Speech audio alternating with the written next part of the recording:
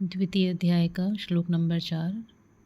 Last video में हमने देखा था कि अर्जुन को संशय हो रहा था कि अपने ही लोगों से युद्ध करना उचित होगा या नहीं होगा।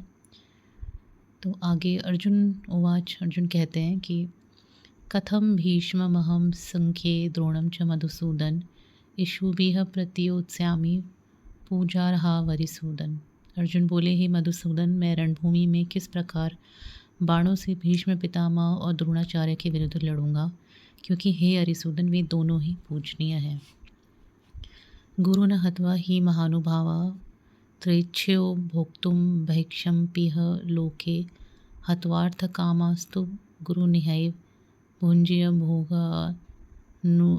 भोगान रुधिर प्रदीप्तान। इसलिए इन महानुभाव गुरुजनों को न मारकर मैं इस लोक में भिक्षा का अन्न भी खाना कल्याणकारक समझता हूँ, क्योंकि गुरुजनों को मारकर भी इस लोक में रुधिर से सने हुए अर्थ और कामरूप भोगों को ही तो भोगूंगा। तो यहाँ अर्जुन अपना तर्क, अपनी बात कह रहे हैं श्री कृष्ण से कि अपने ही उन गुरुओं को मारकर मैं कैसे खुश रह सकता हूँ, और इससे अच्छा तो मैं भिक्षा का कोई खाना खाकर ही जी लूँ, बजाय कि मैं अपने गुरुओं का ही वध करूं। न चैत द्विप यद्वा जयेम यदि वा नो जयेहु यानेव हत्वा च जिजीविषाम स्ते अवस्थिताः प्रमुखे धार्तराष्ट्राः। हम यह भी नहीं जानते कि हमारे लिए युद्ध करना और न करना, इन दोनों में से कौन सा श्रेष्ठ है, अथवा यह भी नहीं जानते कि उन्हें हम जीतेंगे या हमको वे जीतेंगे। और जिनको मारकर हम जीना भी नहीं चाहते, वे ही हमारे आत्मीय धृतराष्ट्र के पुत्र हमारे मुकाबले में खड़े हैं। कार्पण्ये दोषोपहत स्वभावः पृच्छामि त्वां धर्म समूढ़चेताः यच्छ्रेयः स्यानि निश्चितं ब्रूहि तन्मे शिष्यस्ते अहं शाधि मां त्वां प्रपन्नम। इसलिए कायरता रूप दोष से उपहत हुए स्वभाव वाला तथा धर्म के विषय में मोहित चित्त हुआ मैं आपसे पूछता हूँ कि जो साधन निश्चित कल्याणकारक हो वह मेरे लिए कहिए, क्योंकि मैं आपका शिष्य हूँ, इसलिए आपके शरण हुए मुझको शिक्षा दीजिए। न ही प्रपश्यामि ममा पुनाद्या द्वच्छो कमुच्छो क्षणम इंद्रियाणाम अवाप्य भूमावस्पन्नमृद्धं राज्यम सुराणामपि चाधिपत्यम।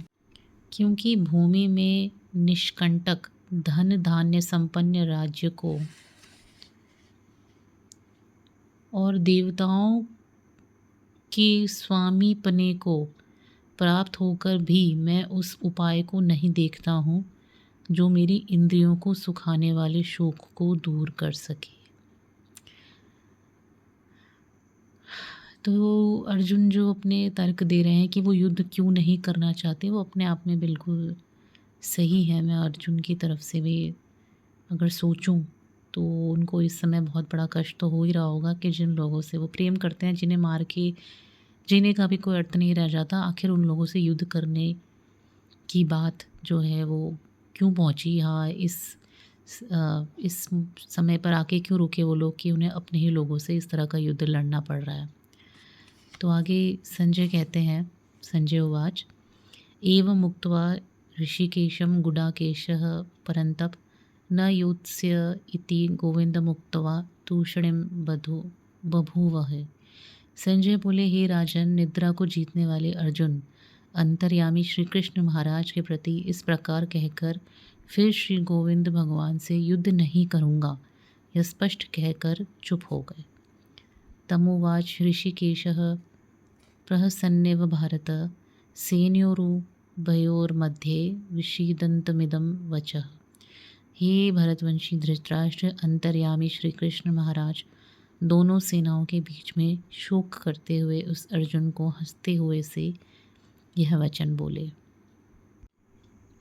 श्री भगवानुवाच अशोच्यानन्वशोचस्त्वं प्रज्ञावादांश्च भाषसे गतासूंश्च नानुशोचन्ति पंडिताः।